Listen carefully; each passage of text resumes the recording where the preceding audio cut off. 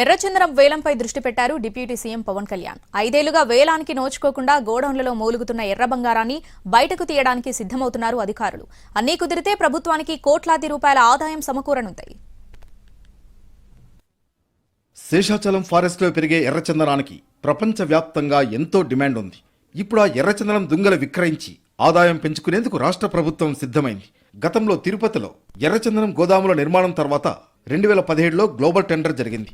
2018 September 27న ఈ tender విధానంలో global టెండర్లు పిలిచి 5,000 టన్నుల ఏ బి గ్రేడ్ ఎర్రచందనం విక్రయించారు. త్వరలో భాగంగా ఈసారి 20వ గ్లోబల్ టెండర్లకు ఏపీ ప్రభుత్వం సన్నాహాలు చేస్తోంది. త్వరలోనే దాదాపు 1000 టన్నుల దుంగలకు వేలం నిర్వహించేందుకు ప్రయత్నం చేస్తోంది. ఈ మేరకు ధర నిర్ణయించేందుకు అక్టోబర్లోని పీసీసీఎఫ్ ఆర్కే సుమన్ నేతృత్వంలోని కమిటీ గోదాముల్లోని 50 లాట్లలో ఉన్న దుంగల్ని పరిశీలించింది. గ్రేడ్ల వారీగా విభజించి ధరలు నిర్ణయించింది. ఏ గ్రేడ్ టన్ను ధర 65 లక్షల రూపాయల నుంచి 75 లక్షలు, బి గ్రేడ్ 36 లక్షలు, సి గ్రేడ్ 20 లక్షలు, ఎన్ గ్రేడ్ 7 లక్షలు, పొడి పేళ్లు వేర్లు టన్నుకు 60,000 రూపాయలుగా ధరలు నిర్ణయించారు.